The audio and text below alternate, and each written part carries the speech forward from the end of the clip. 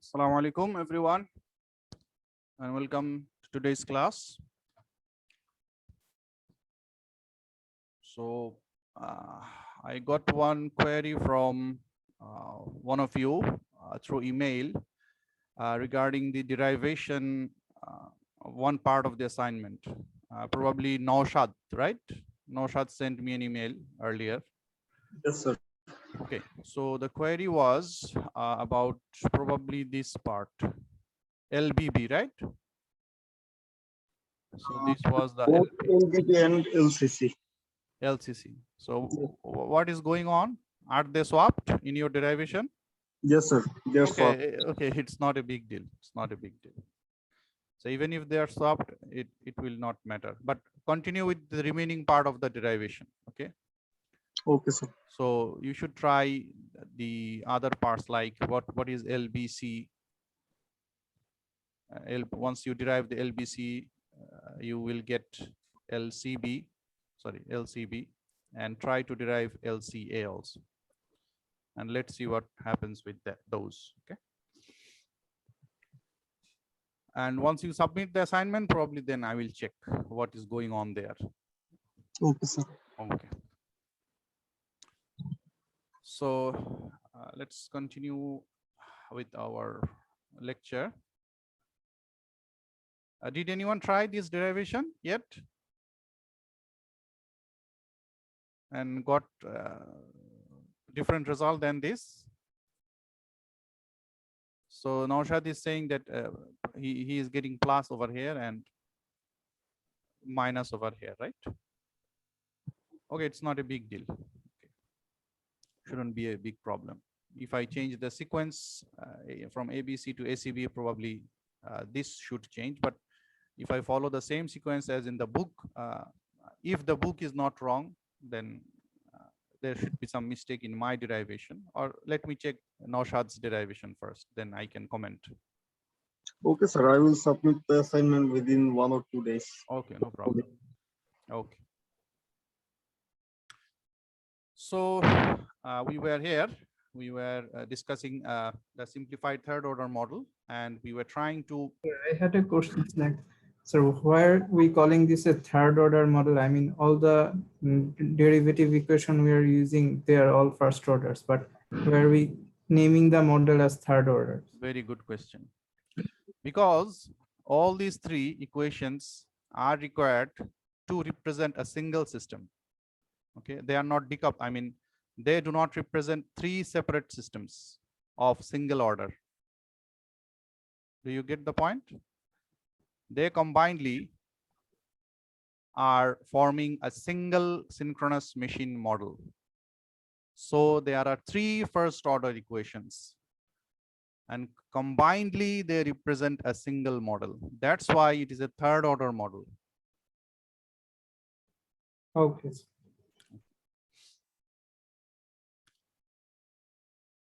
So in general, what we know, in general, we might, from our previous knowledge, we are used to see something like this, right?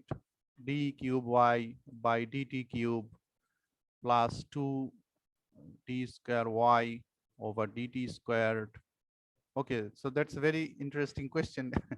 Let me answer it first and then I will, because this is, we can say in a sense, this is part of the lecture. It's part of the lecture of understanding this steady space model or representation of a steady space model. So let's say if I take any third order system of this form, which is already probably known to you or you are familiar with. Okay, let's say this is a third order model plus 5y equals to, let's say, some 10. Is it a third order model? Yes, sir. Okay. Now let us see. Can we make it look similar to this? Okay, by some small effort. So what is meant here? That it means that, well, we are getting the third order derivative of a variable y with respect to time, right? Now, if I want to make it look like this, something like this, similar to this, that there will be three equations, but each of them will be single order or first order equation. Okay. So that means what I'm trying to prove is that any, let's say any nth order ODE, if you have an nth order ODE, by some small effort, you can transform it to n first order ODEs.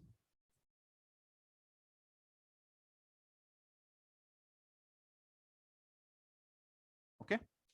So if you have an nth order ODE, let's say for our example, it is a third order ODE. So by very small or simple effort, little effort, you can reach here. You can get n number of first order ODEs, okay, and vice versa, if required.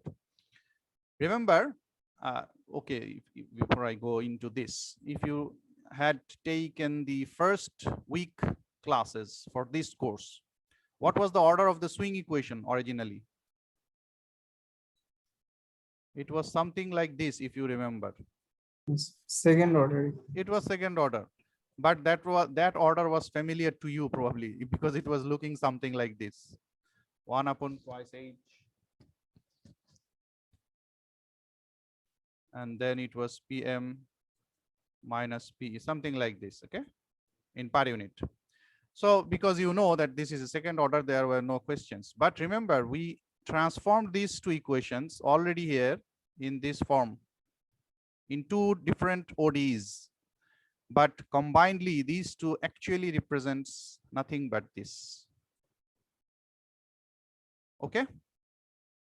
Yes. And the third one actually we have got from the remaining part of the modeling of the synchronous machine after several assumptions, after applying several or a number of assumptions to the model. Okay, so because we did it earlier, so I'm not going to go into the detail of this for the time being, because already we have taken this. We had a second order model, and then what we said, you see inside these d square delta over dt square, this is nothing but the acceleration, right? Acceleration of the rotor angle. Yes, sir. So what we can do, what we did actually, we took another state variable, another variable, by giving it another name, which is d delta over dt. And we said, well, this is nothing but d delta over dt was something omega minus omega naught or omega synchronous. That is, d delta over dt was nothing but the relative speed, representation of the relative speed of the rotor, that is omega, with respect to the synchronously rotating reference frame. So this was our first ODE, first of the ODEs. And then we said, well, if I continue, then I can write d omega over dt. And that is nothing but this thing, because d omega over dt is nothing but the angular acceleration. So what we did, we write this. So in this way, we actually decomposed a single second order ODE, a single system, into two first order ODEs. It's all the same. There's no difference. Yes, sir. Whatever result you will get after analyzing this single equation of a second order ODE, you will get the same conclusion when you analyze these two ODEs combinedly. That's why it is a second order system. And again, that's why this is a third order system. I hope it's clear. Okay. Yes, sir. I could, sir, justify the first two from the swing equation. So that means my third equation, that is EQ prime, contains some third derivative of time in somewhere in that equation, right? I said, yeah. Some third derivative of time, you may think it like this, but it is not necessary. I mean, there are several forms. I should now explore a little bit more on this. There are several forms to represent a dynamic representation of a dynamic system, representation of a dynamic system into a steady space model. There are several forms. As because you have not taken the course or taken any topic on a steady space, that's why it is creating some problem. So one specific form is there. One specific form is there, which you can easily say, well, like, okay, let me show you. This is, let's take How do you make it, or where is the confusion? Probably this one, you can't make it the third order derivative of delta. Okay, I mean, probably here you can't say it is d cube delta of dt cube. Okay, probably you can't do it, but it is related with the remaining part of the model. It is linked, it is coupled system, it is a coupled system. Why it's a coupled system? You will see that probably from here it's not clear, because you don't see any variable which are appearing here that is also appearing somewhere there. Okay, you don't see it explicitly, right? Again, you don't see delta anywhere here, even in this equation, right? But we are saying they are part of a single system. So why is it that? Because as I said in the last class, we have to represent PE. This is the essence. This is the beauty of state space modeling. You have to express PE as some function of the state variables, at least some of them, if not all. You have to also express ID, again, some other function. If it is some function F1, then this should be some other function F2. Okay. So this is what we will do later on. But the systems which can be represented directly as, let's say, the type of system that can be represented directly as the first order, then second order, then third order, is named as the phase variable form. Okay, the phase variable form. I don't want to go into the detail, but I want to just show you one example. Simple example that I wrote earlier: dy cube over dt cube plus, then what? Let's say very simple, d square y over dt squared plus dy over dt plus y equals to, let's say, some forcing function, fixed DC forcing function 5. Now, if I want to make it look like a phase variable form or in the state space model, then what I can do, I can let some state variables like this. Let's x1 be my first state variable, which is y.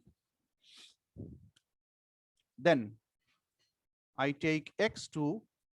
This is the beauty of the phase variable form, what I am discussing now. X2 should be the first derivative of y. Okay, and then what I can do, I can simply write it as x1 dot, isn't it? Do you agree with this? Yes, sir. Yeah, okay, if Yes, you have sir. any confusion, then you should ask me. Then x3 is y double dot. What can we write it? We can write it like x2 dot. Isn't it? Then Yes, sir. Then what is the order of the system? We can know the order of the system simply by looking at this, the third order system. How many state variables we have already taken? 1, 2, 3. So we don't have to go for or think about any x4 over here. 3 is enough to represent this single equation into 3 different ODEs in phase variable form.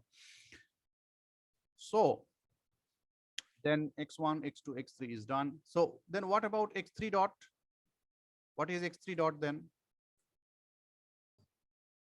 So y triple dot. Yeah, y triple dot.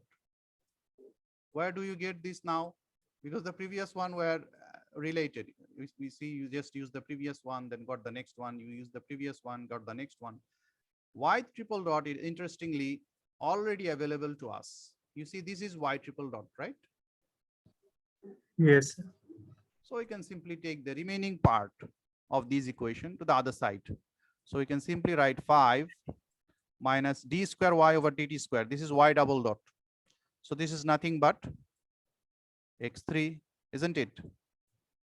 Minus dy over dt. This is y single dot. This is what? x2. X2. In this way. Then minus y. What is y? This is x1. So that's it. This is your phase variable representation of state space model. When is it possible?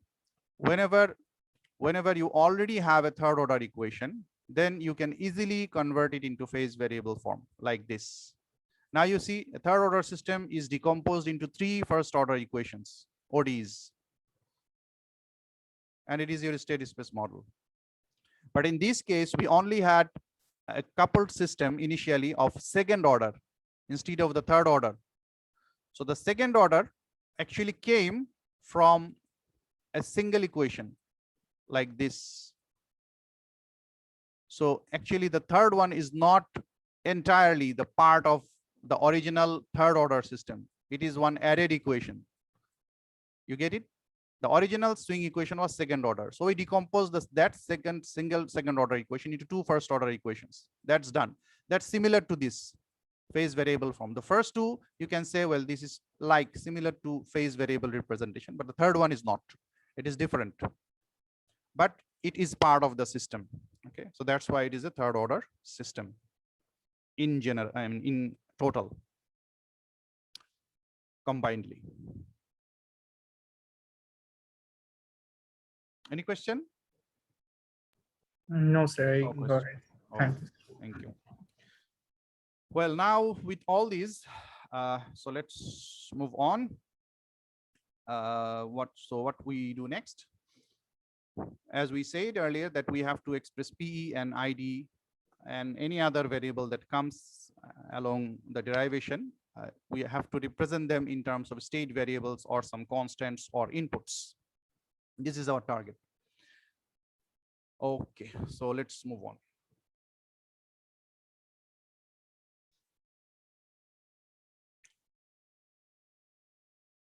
So this is the model. This is the single machine infinite bus system now. So as I said in the last class, at the end part of the last class, we have a single generator here. This is our synchronous machine. So this is the synchronous machine. So here we have the third order system inside this. And then it is supplying power to its terminal. This is the terminal of the generator. So this is terminal voltage. And at the terminal, these values are available. These values are known. Now for a large power system, okay, for a very large power system, how do you get these values at any bus? Let's say by big system, I mean, let's say simple 3 generator system. Let's say you have a transformer, you have a transmission line, you have other transformers. Okay, this is generator number 2. And let's say they are supplying a common load at bus number 3. So you have loads over here, and these are your generators. So the question is, how do you get the voltages here at this bus, at this bus, and this bus, as well as the real power and reactive power at the buses? Any idea? The real and reactive power from the house diagram, if available. Not the house diagram. Power system 2, try to recall. How do you solve the bus voltages, the power flows, the losses? The Gauss-Seidel method. Yeah, but Gauss-Seidel method is one of the algorithms that we may use. What is the original technique? The Gauss-Seidel method. Load Yeah. flow study. This is the load flow study. Excellent. So we need to apply load flow. Okay, load flow analysis. And for solving the load flow problem, there are many methods. One of them is the Gauss-Seidel method. And there are, of course, other advanced methods or more recent methods. So with the help of load flow analysis, we can know, or we will ultimately get the informations here, the voltage phasors, the power P, Q, and VT at each of these buses, right? So that means in some way we can say that, well, this P, Q, and VT are available to us. These parameters, P, Q, and VT, this information, before we try to solve or try to proceed with the solution of this system, Combinedly, these P, Q, and VT, these informations are, we will call it as operating point or operating conditions, and most probably VB also, operating point. Okay, why we need this information? We will be clear later on. So this is our operating point or operating condition. Okay, so once we know this, then we can proceed with the calculation. Okay, we'll discuss later on what I mean by calculation here. So then this generator is actually supplying power through this transmission network, having a reactance XL to the infinite bus, which is a representation of the large network by a single bus. And the infinite bus voltage, infinite bus is represented by a fixed voltage source, VB, and that is a phasor, of course. And here also we have VT, that is the terminal voltage of the generator, that is another phasor, and IT, that is another phasor. Means they have magnitude as well as some associated phase angles. So this is the discussion on the single machine infinite bus system that we will take as examples throughout the remaining part of our course in most of the cases, unless we cover the multi-machine system. Okay. This phasor diagram will be discussed later on in detail, but we have to build a similar phasor diagram like this to obtain the necessary information about the solution of this network. Okay, we'll take it probably after 2-3 slides. How do you get this phasor diagram? But that is basically the phasor diagram for this single machine infinite bus system, with all the phasors decomposed along the D axis and Q axis. Okay, remember we have a D axis and we have a Q axis. So we are decomposing all the phasors, like VT is a phasor, IT is a phasor, VB is a phasor. So we will be decomposing all these IT, VT, and VB, and any other phasors that comes along our derivation along Q axis and D axis respectively. That will be required. So that's why the phasor diagram is one of the important issue in our discussion. Next, we take, let's say we are talking about VT. Now the question is VT a state variable or a constant or an input for this system or anything else? So till now what we have got in a steady space, in a steady space representation, we have got the idea of state variable vector X, right? State variable. Yeah, okay. VT is a state variable? No, I'm coming to that. Okay, X is the state variable, then Y is the output variable, U is the input variable. Now, if we confine ourselves only within these three, then we will get a problem. The problem is this.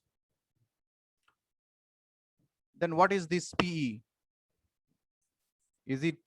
Does it belong to X? No, because there is no PE dot. Does it belong to Y? Yeah, it might belong to Y. But as we said, that X dot is not a function of Y. We can't write it like this in state space representation. So we can't mean that this is part of the Y. Similarly, what is ID? It is neither X nor U, because our X dot was actually, X bar dot was actually a function of X and U. There was no Y there explicitly. So X dot has to be in terms of state variable and U. But you see there are some other variables. These variables, which are neither the state variables nor the input variables, but they occur in the representation of a model, we call them simply as algebraic variables without any symbol. Okay. So these variables, which appear in the state space model before getting converted as a function, as functions of X and U, but they are there, they are present there in the model, So we call them combinedly or generally as algebraic variables. Okay. So PE is one of the algebraic variables for this model, and ID is another algebraic variable for this model.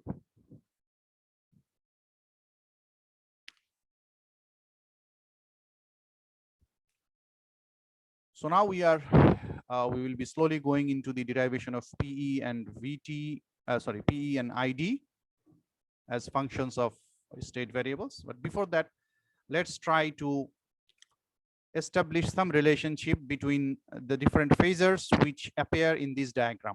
So we have VT, one of the phasors, VB, another phasor, and IT is another phasor.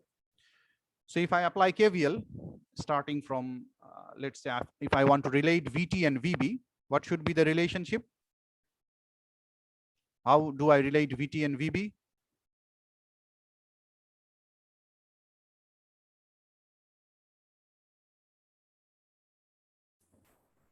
VB plus I into X. VB plus XL into IT. IT. Anything else? That's it. Is it correct? 100%?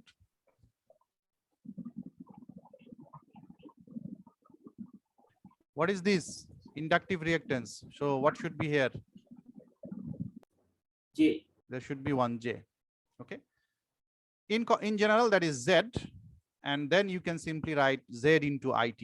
But because it is only XL, because we are ignoring the real part of the impedance, line impedance. So that's why R is not actually included here. And Z is basically your JXL. So you will have VT equals VB plus JXL IT. So that is your KVL. And we apply the KVL and we get equation number 5. Pretty simple.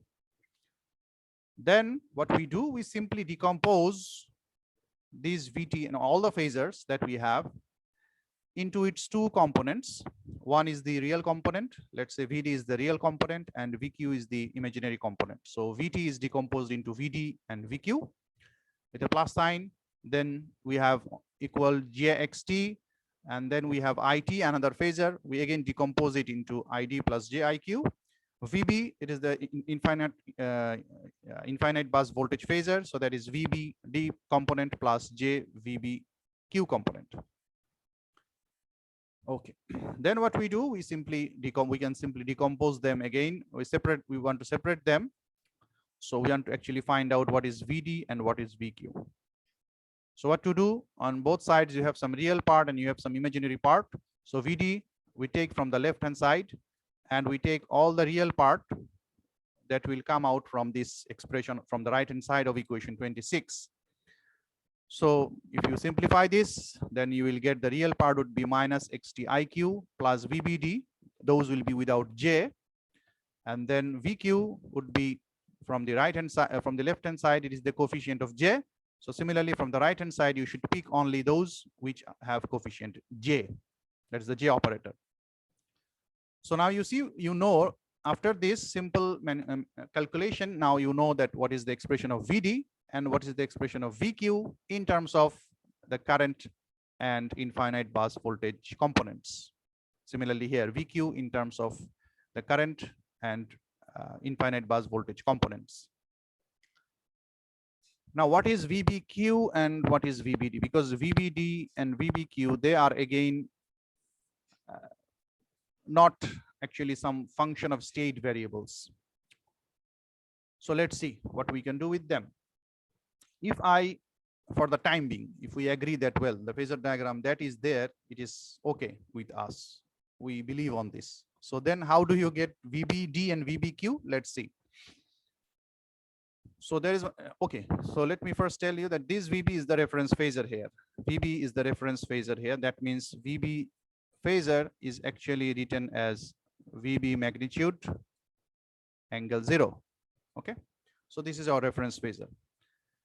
And the angle, rotor angle delta that we talked about up to this point, that is the angle of the Q axis with respect to VB. Okay, so that is the angle created by VB and Q axis. So if that is the case, if we agree with this for the time being, then what would be VBD and VBQ? Simply VBD would be along the D axis. So this is my VBD and this should be my VBQ along the Q axis.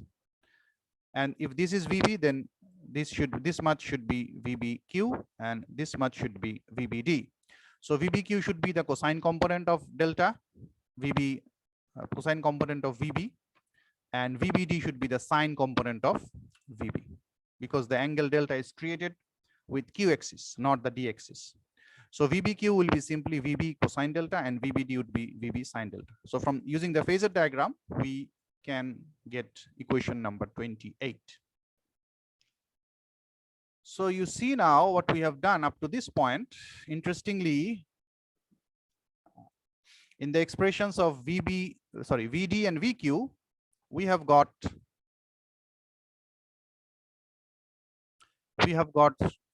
the presence of, okay, what about this VB? Is it magnitude or phasor? Remember, these are obtained from the phasor diagram. So what about this VB? So this will be magnitude. This should be magnitude, because from the phasor diagram, we are actually decomposing the phasor VB into its components, VBD and VBQ, where VBD is the sine component. So VB magnitude into sine of delta. That's why this should be the magnitude. Okay, so this is magnitude, this is magnitude. These are not phasors. So as I said, while we were discussing the operating point, we said that, well, we need to know PT, QT, and VT. Maybe we need to know some of those at least to continue with our solution, continue with our problem solving session. So here this VT, VB, so VB should be known. This infinite bus voltage magnitude should be known. The angle, because it is the reference, so we can easily assume it to be a zero angle. Okay, so at least the magnitude of VB should be available to us. So, and we know that, well, using load flow analysis, we can know that already. We know that no load flow analysis can help us in that regard. So VB should be available to us.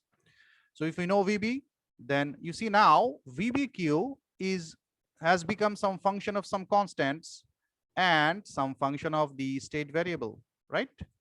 Similarly, VBD has now become some function of a constant and some other function of some sine function of one of these state variables. Okay,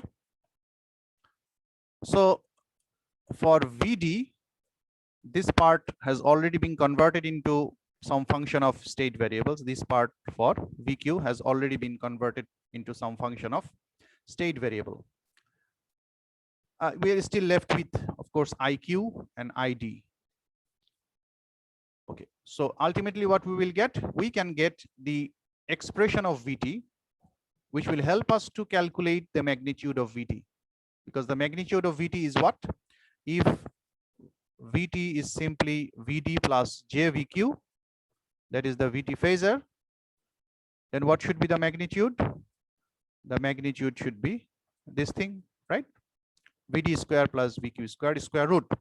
So that should give us the magnitude back. If I know the magnitude beforehand, before starting the calculation, then when I calculate again this VT using this formula, then that will work as some checkpoint for us. Okay, we will be having some checkpoints that whether our calculations, what we are doing, are correct or not. We'll focus on this more later on today, so don't worry. So in this slide, we have seen that, well, VT can be expressed as some function of VD and VQ.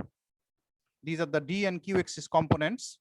However, still we have to get rid of, inside the expression of VD and VQ respectively, we have to get rid of this IQ and ID, because these are again algebraic variables, whereas VBD and VBQ are already as functions of delta, state variable. So let's see what we can do with ID and IQ. Can we make them as functions of state variables? Let's see. So this slide will give us that idea that how we can do that. So now we will take basically this ITD and ITQ are the same as ID and IQ. So sometimes probably I wrote ITD considering my, so these things are actually the same as ID and IQ. So don't get confused. Sometimes I take IT equals ITD plus JITQ, keeping the T there even in the components, or sometimes I use ID plus JIQ, but they are all the same. Okay, they are all the same. So now we equate. Okay, for the expressions of ITD and ITQ, why we are looking for these expressions? Remember, ID and IQ or ITD and ITQ, these are algebraic variables. So we have to express those in terms of the state variables. That's why we are looking for their expressions in terms of state variables. So for getting those expressions, what we do first, we equate equation 21 and 22 with 27. So let's go back. So 27, what is that? We have two equations, one for VD and one for VQ. Okay. So this is 27. Let's go and check 21 and 22. So in 21, we have some expressions of VD, which is XQIQ. And in 22, we have some other expressions of VQ, which is again in terms of EQ and ID. Now, before we proceed, is EQ a state variable?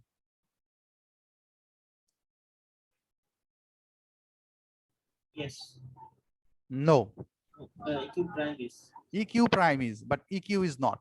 So what we can do before we use this, if we can somehow relate EQ and EQ dash, then it would be nice for us. So now let's try to remove this EQ and try to express this VQ in terms of EQ dash. I think we did it earlier. I think we did it somewhere.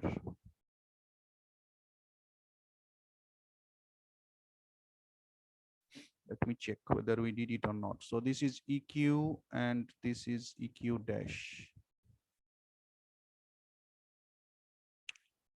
Yeah.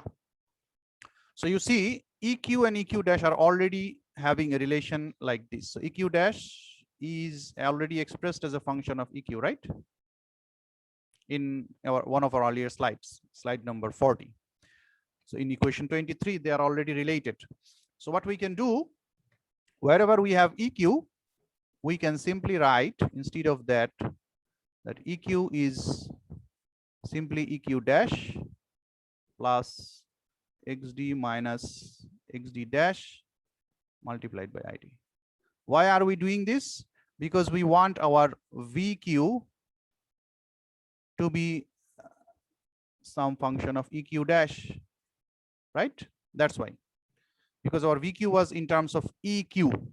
So because we already know the expression of EQ in terms of EQ dash, so we are replacing the EQ variable by the EQ dash variable with these expressions. So if we do that, then that means in equation 22, we can write it like this. So instead of using VQ equals EQ minus XDID, what we can do, we can put the expression of EQ. So what we will get, this is EQ dash plus what was there, XD minus XD dash into ID, right? This was EQ.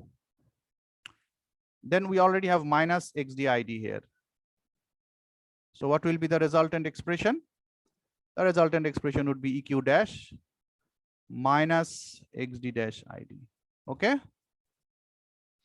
So simply, in short, if you use VQ in terms of EQ, you use this expression.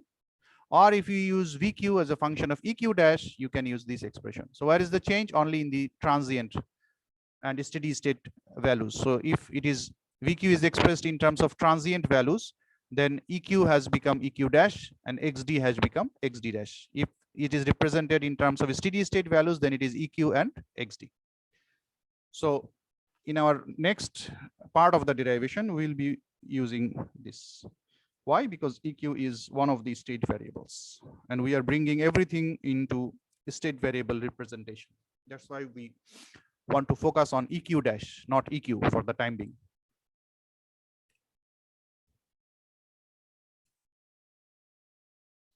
So if we do that, then first we get the relation from 21 and 27, part of 27, because in 27 we have two expressions. So one of those equation will provide us this first relation that is available in equation number 30, that is VD equals XQIQ equals minus XTIQ plus VB sine delta. This is one of them. When we equate two expressions of VD, we have another two expressions for VQ, and again if we equate them, then we get EQ minus XDID, and we are not going to use that. So we are going to use this. So we have again VQ equals EQ dash minus XD dash ID, and that is also equal to XTID plus VB cosine delta. Now these two expressions, actually from where are we getting these two expressions for a single variable VD? That's one interesting question. So you see, this is our synchronous machine, and this is the external network. We have infinite bus. This is our VB, this is our XT or XL, whatever the transmission line reactance. This is our VT. So when we are saying that VD is equals to XQIQ, actually we are looking at, from this terminal, we are looking into the machine. So you see, we are representing VT in terms of some internal variables, some variables which are internal to the machine. So standing from here, we can look into the machine. So we will get V, the component of VTs like VD and VQ, we can express them in terms of some internal variables. You see, EQ dash is not some external variable. It is internal to this machine. So these two part, this part and this part, these are available when we stand right here and look into the machine. Whereas this part and this part are the expressions for the same VD and VQ. But now we are standing at the same point, but looking into the network. And then we are equating whatever we get from here and whatever we get from here, we are simply equating them. Is it clear? Where we are getting two different expressions for VD and VQ? Hopefully. Okay, so then we solve for ID and IQ. So you see, now we are looking for the expressions of ID and IQ. So we have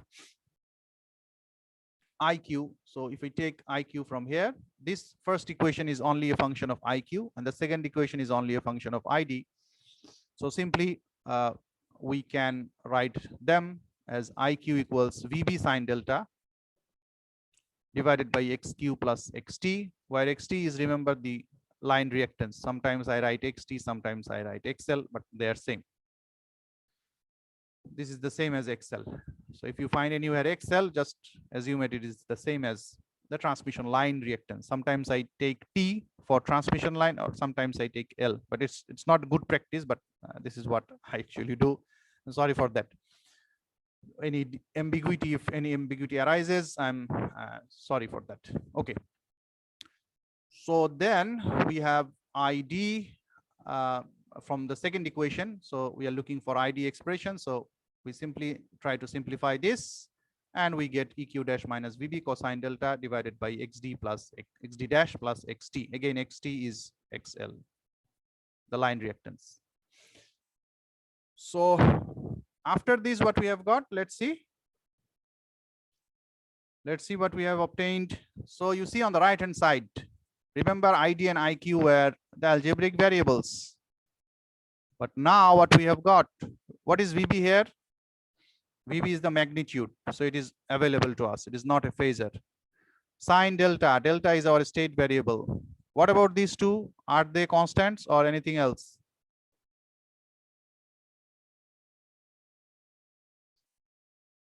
This is Q-axis reactance. This is line reactance. Should they be constant or variable?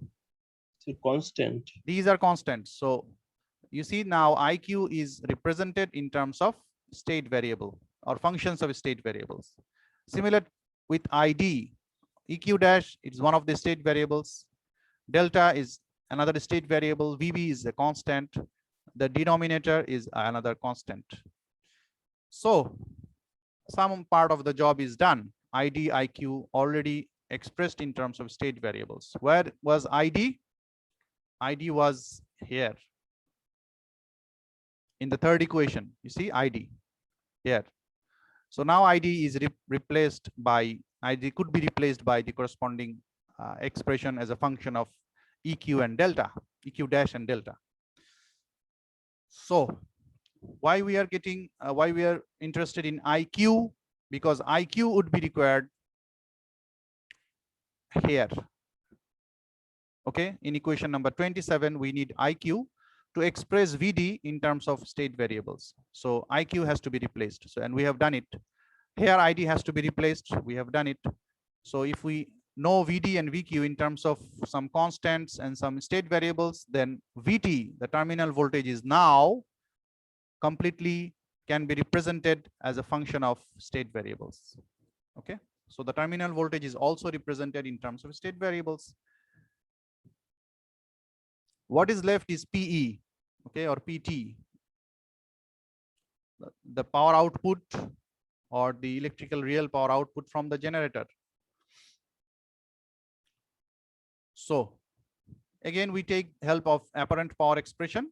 What is apparent power? Apparent power is S, which is a phasor, and that can be represented in terms of these two variables, V terminal into I terminal conjugate, where both of them are phasors. So because previously we decomposed VT into its corresponding D and Q components, we do the same thing over here. So VT is VD plus JVQ. We have IT in conjugated form. So we take it as ID minus JIQ, where this minus comes because of this complex conjugate symbol. Then we simply try to expand this, multiply everything, and expand these two. And we see that, well, we have some real part and we have some imaginary part. And S, as we know, can be also expressed as P plus JQ, right? P plus JQ. So P should be the real part of S and Q should be the imaginary part of S with a plus sign in between them. So because we have a plus sign in between them, so this condition is there, satisfied, we have a plus sign. So we don't have to bother about the sign of Q. So Q will be simply this part, VQID minus VDIQ, and P will be simply this part, VDID plus VQIQ, and that's what we have done. So in general, the real power is the real part of S and reactive power is the imaginary part of S. So now what we have done, we have also expressed PT and QT in terms of some algebraic variables, some other algebraic variables, where all of these four are now or previously already represented in terms of state variables, right? We have VDID and VQIQ for PT. So let's see VDID and VQIQ. So from this slide, we know that already we are done with VDID and VQIQ. We have already represented them in terms of state variables. So when we multiply them or when we do any division or multiplication, it doesn't matter. We will still be able to represent PT in terms of state variables. So with this derivation or with this expression of PT and QT and ID, IQ, and VT, we can say that, well, now this model is, or is, we can say that, well, this whole model is now in a state variable form or in a state space form. So now what we do, we take PE and we say this is VDID plus VQIQ. And we take ID. What was the expression of ID? Let's go there. ID was EQ prime minus VB cos delta divided by XD dash plus XT. So we write it from here and then we will take it there. So ID is EQ dash minus VB cosine delta divided by XD dash plus XT. This is ID. Okay, what is VD? Let me bring everything here. What is IQ?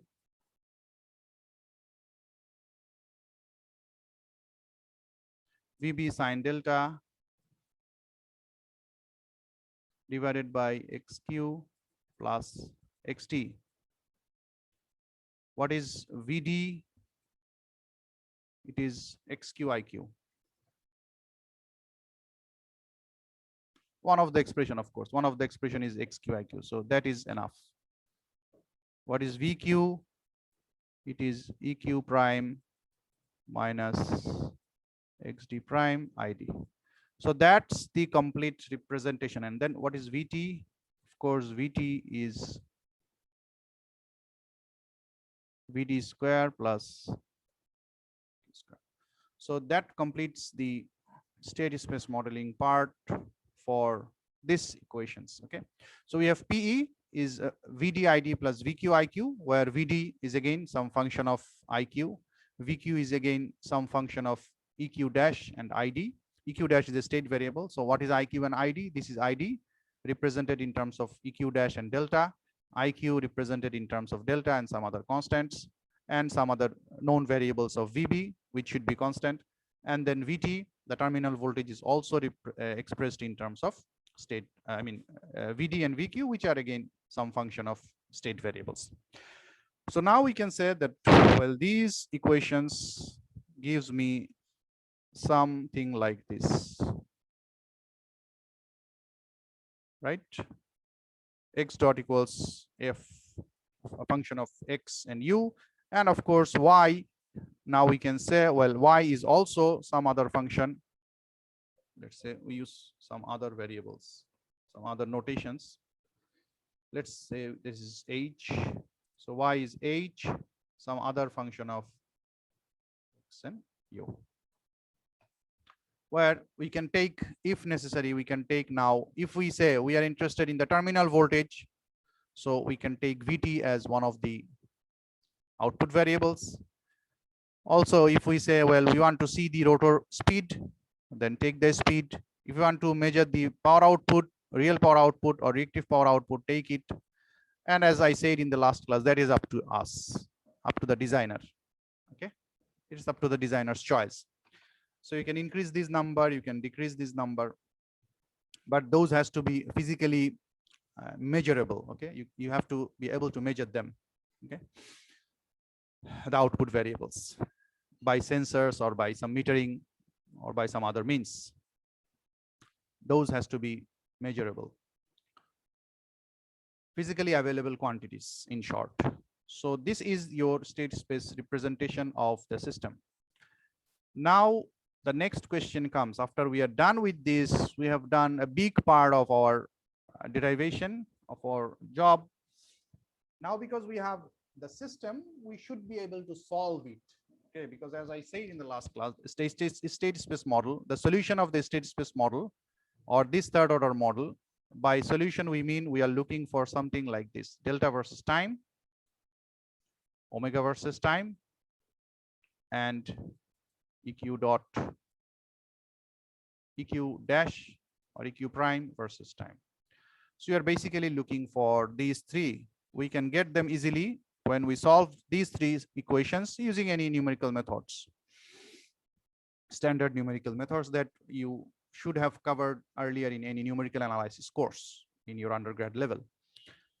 So we don't have to worry about that. But the thing that we have to worry is how we are going to start the solution. Have you heard this kind of thing previously? Probably you have heard, but let me write it.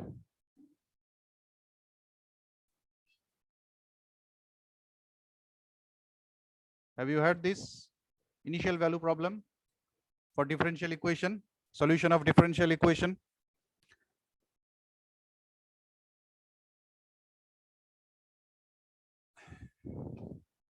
In short, we call them IC, initial condition. Okay. Or initial condition problem, initial value problem. What is this? What does this mean actually? Because we'll be slowly going into the calculation of these initial values. That's why this term is important now for the next part of the lecture. Anyone knows what is initial value problem?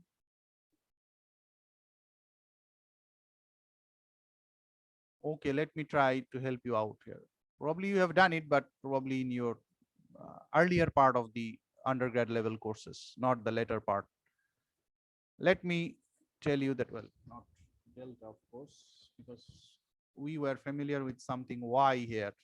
Most of the math teachers, I don't know why they use y, d square y over dt squared, then some 2 dy over dt plus 3y equals to, let's say it is 0. It's a homogeneous equation, so there is no forcing function. Now, how did you solve these equations? Do you remember? How did you actually obtain the solution of this kind of equation?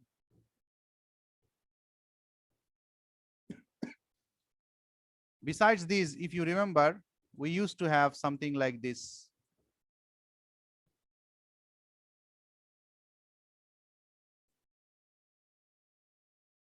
Now you remember?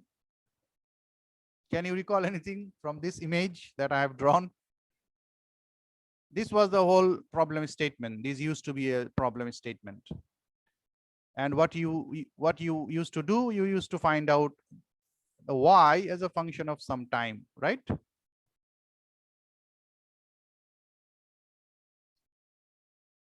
Anyone remembers? No one. Out of how many? How many of you are here now?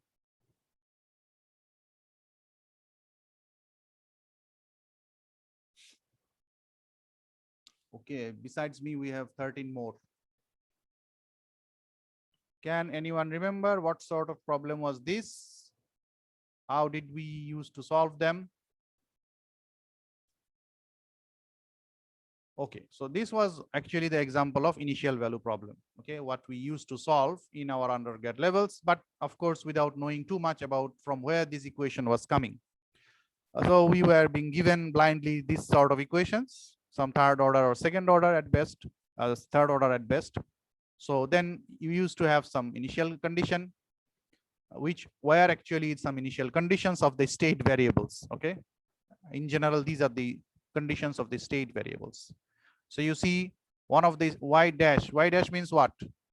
Y dash means here it is dy over dt. So y dash 0 used to mean it is dy by dt at time t equals to 0. These value were used to be provided by the course teacher, or even in the math books. Okay, general math books, you used to get this sort of equations. It's pretty common. So these are known as the initial value problem. It means if for any differential equation system, be it second order or third order or in nth order system, let's say in general, nth order differential equation system, if you are provided with the initial condition, then you need to identify or you need to find out the solution to the equation yt. And what we used to do, we used to decompose it into particular integral and complementary function, and we used to solve them separately, and then we used to combine them and find out the total solution yt. This was the technique there, but that was the analytical solution. But as I said in the last class, we are not going to repeat those analytical techniques here, but we are going to adopt some numerical methods. So, but even then, the problem itself remains as the initial value problem. Okay, the problem statement doesn't change. So that means, given this system, we need to actually find out also these values. What are these values? As I said, these values are nothing but the initial values for these state variables associated with this system. So that means we need to find out the initial value for our third order system. So our next job would be to find out the initial condition.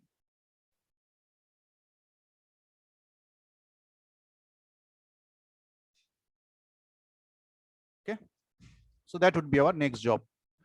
Why? Because once we know the initial condition, then only we can apply the numerical method for solving this third order system. Otherwise not.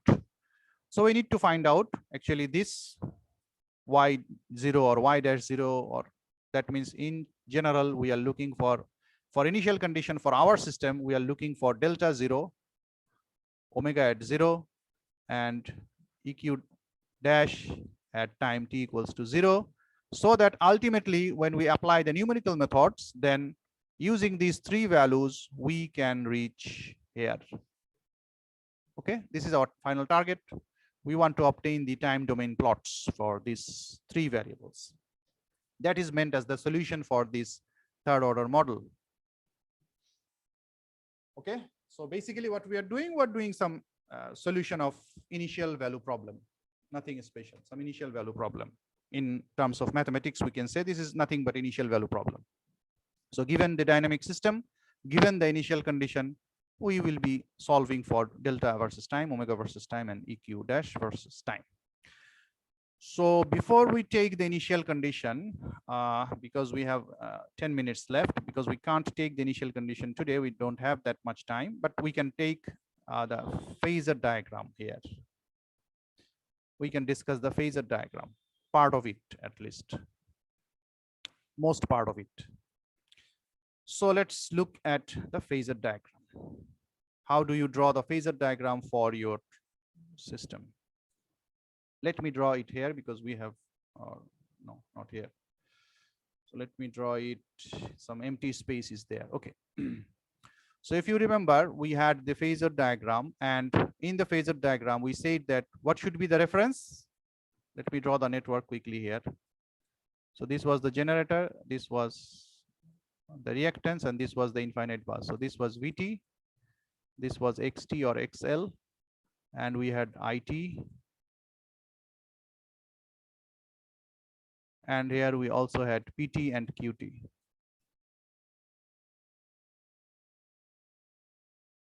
VT was a phasor and VB was another phasor. What was the reference here? Which one did we choose as our reference phasor? VB. Okay, that is the infinite bus. For a large system, that should be the swing bus. But for a small system, this is the infinite bus. So let's say this is our reference. I'm taking it as some inclined position, but you can always take it as this. It doesn't matter. So VB is our reference phasor, but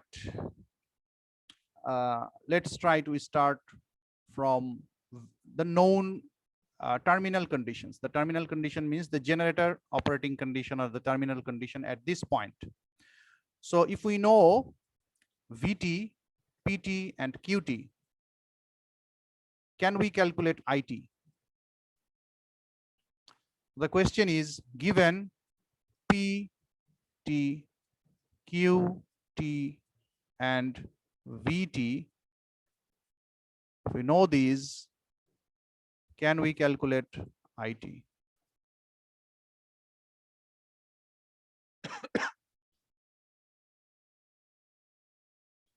The first question is, from where do you get this PT, QT, and VT? Yes, we can get it by load flow analysis, load flow solution. So this should be available to us at the starting point.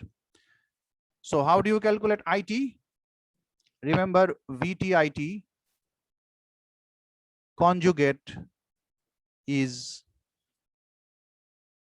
PT plus JQT, right? That is basically your S, apparent power.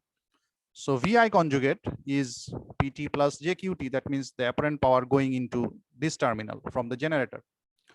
Now, what should be IT? Can anyone tell from this expression?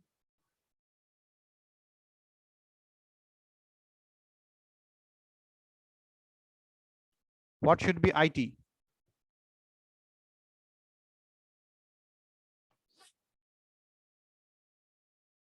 No one? From this expression. Oh, okay, what is IT conjugate? PT plus JQT divided by VT. Yeah, it's pretty straightforward. Then what should be IT now? PT minus JQT Minus divided by VT. Yeah. So this is what I was looking from your side. So PT minus, so I'm writing it down directly without the conjugate, just by skipping one step. So PT minus JQT by VT conjugate, because you have to take conjugate on both sides. Or if it is IT conjugate is PT plus JQT over VT, then IT should be PT minus JQT over VT conjugate, because VT is another phasor. It's not a constant, it is a phasor. So that means given PT, QT, and VT, you can calculate IT.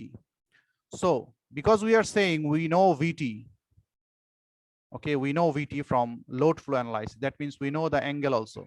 We know the phasor VT completely. So let's draw and let's start from here. Let's start from here. This is our VT. And we can also draw IT, because IT will be calculated from here as a phasor, right? So that means if I take VT initially, then I will know what is the angle difference between VT and IT from this line, isn't it? Or another way we can say this is the power factor angle, the load of the power factor which is supplied by the generator. So that is IT, and in general this is lagging. So that's why I'm drawing IT as a lagging phasor from VT. So actually what we are doing, we are not actually starting from VB. So let us erase that. We are starting from some known values like VT, and we are calculating IT from the known values of PT, QT, and VT. Okay. Then what we do, then if somehow, I'm telling somehow because that needs some discussion, which I will take in the next class, but let's proceed for the time being. If somehow we can say, well, we know the location of Q axis. Why we are bothered about Q and D axis? Because we actually want ultimately to find out, you see what we are trying to find out, VD, ID, VQ, IQ, these things, VD, ID, VQ, IQ. We are looking for the D and Q components for these phasors. So that's why we are interested in the locations of D axis as well as the Q axis. But if we can find out one of them, then the other one will follow, because they have a 90-degree relationship. And at this point, actually the books and the authors, or the whatever should I say, the researchers, they actually differ. Some say that, well, D axis should lead the Q axis by 90 degrees, and some prefer the other way around. They say, well, the D axis should lag the Q axis. Following our diagram, what did we have? Let us see. So which one is leading and which one is lagging here? This is D axis. Can you see? There are many things. Yeah. Can you see now? This is D axis and this is Q axis. So which one is leading and which one is lagging? So Q axis is leading. Q axis is leading, and they have a 90-degree relationship. So we are following that. Okay. So that's why in our phasor diagram, we are simply using that Q axis is leading D axis, or D axis is lagging the Q axis. Okay. But in some other books, you might get a different flavor, like you might see that, well, D axis is somewhere there, but it doesn't matter. There should be some changes in the polarities of the variables, nothing else. Both are equally acceptable. The main thing is that they should have 90-degree phase relationship, either leading or lagging, because we are following Q leading Q leading the D. So that's why we are staying on that with that. So if somehow we can get the Q axis location, we can say, well, we can draw the D axis 90-degree lagging from that. And once we can do that, you see, and of course we need to know this angle, right? We need to know these angles. So once we get q axis besides this angle, then we will be able to find out what is VD, VQ, and let me use different color, and what is VD, right? We can decompose them easily using these angles. Similarly, for I, this will be the angle with q axis. So we can say, well, we can get IQ and we can get ID, isn't it? So once we can draw the D and Q axis, we can find out what is VQ and what is VD, and similarly what is IQ and what is ID. And then we can plug those values. You see, VD, ID, VQ, IQ are everywhere. They are here. They are here. So we can recalculate P and Q. We started from P and Q, and we can check back from the phasor diagram whether our calculated phasor diagram is correct or not by checking back these previously provided values of P and Q. And similarly, once we get VT, can we obtain VB? Can we obtain VB from here using this network? What should be VB? Relation between VB and VT? Minus JXTIT. So you see now it's pretty easy to draw the reference phasor VB. Because we know VT phasor, we know IT phasor now, because that is our IT calculated. So as we know VT, IT, XT is a reactance, it is given. So we should know the VB phasor completely, and probably that will be somewhere here. So we can draw VB. Once we draw VB, then if we know this angle, then we can say, well, now we can even find out VBQ and VBD, right? So we can find out VBD. This is our VBD along the D axis, and this is our VBQ along the Q axis. So this is VBQ, and we will also have VBD. So why we need VBD and VBQ? Because we have them. Oops, total chaos here. I'm almost done. Also, I am probably 3 minutes over. So here actually we had seen this VB sine delta and VB cosine delta. These are nothing but VBD and VBQ. And this is how we can, taking help from the phasor diagram, we can also calculate this VB sine delta and VB cosine delta. Okay.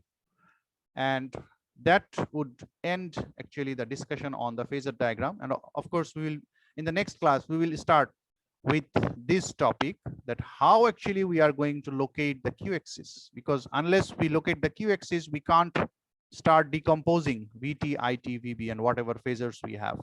So we have to know either how we can locate the Q axis on the phasor diagram, or we can locate the D axis in the phasor diagram. So that will be our next topic. Okay. And then we will start again the phasor diagram in a more systematic manner. Okay. Today we just found that, well, we need to know the Q axis and D axis locations. Okay, that's it. Any question? No question.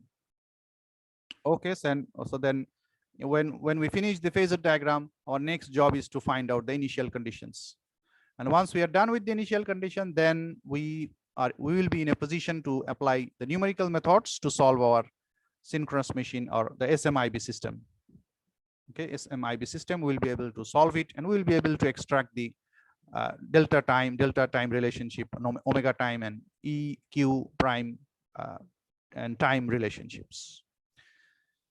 Okay, so if you don't have any other questions, then I should quit here and see you inshallah in the next class. Assalamu alaikum.